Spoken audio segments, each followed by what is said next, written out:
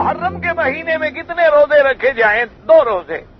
ایک تو افضل یہ ہے، اعلیٰ یہ ہے کہ 9 اور 10 کا روزہ رکھا جائے، یعنی 9 کا روزہ رکھیں اور 10 کا روزہ رکھیں. کیونکہ ایک حدیث مبارک ہے، میرے آقا سرکار دو عالم صلی اللہ علیہ وسلم نے فرمایا کہ اگر اللہ نے مجھے اگلا سال نصیب کیا تو میں 9 اور 10 کو روزہ رکھوں. تو پھر 10 اور 11 کو روزہ رکھیں، یعنی 2 روزے رکھنے ہیں، یا 9 اور 10 یا 10 اور 11. اور یاد رکھنا یہ روزے جو ہیں یہ کوئی حضرت حسین کے لیے نہیں ہوتے، جیسے لوگوں نے سمجھا ہوا ہے نا عاشورہ کا روزہ جو ہے وہ حضرت حسین سے تعلق رکھتا ہے. یہ بالکل جہالت کی بات ہے. میرے آقا جب ہجرت کر کے مدینہ شریف تشریف لے گئے تو ان دنوں میں یہودی روزہ رکھتے تھے 10 تاریخ کا. تو حضور نے ان یہودیوں سے پوچھا، ان کے مولویوں سے، کہ تم کیوں 10 محرم کو روزہ رکھتے ہو؟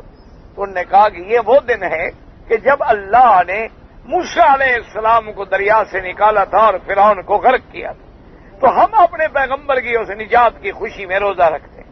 تو حضور نے فرمایا کہ نحن احق بموسیٰ منکم، کہ بھئی موسیٰ علیہ السلام کے ساتھ تو پھر ہمارا حق زیادہ بنتا ہے تم سے. تم تو موسیٰ علیہ السلام کو مانتے نہیں ہو. اگر مانتے تو میرا کلمہ نہ پڑھ لیتے. موسیٰ علیہ السلام کی کتاب میں تو میری نبوت اور رسالت کا حکم ہے.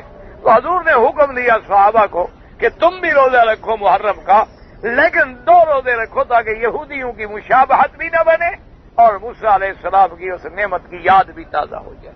اب دیکھیں، اگر کسی کی یاد تازہ کرنی ہے تو روزے کا حکم ہے. یہ نہیں ہوتا کہ تم اور زیادہ کھانا پینا کرو اور جھنڈیاں لگا کے یادیں مناؤ یا کیک رکھ کے یادیں منا لو.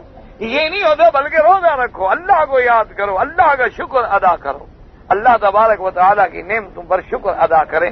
تو لہذا محرم کے 2 روزے ہیں، 9 اور 10 یا 10 اور 11.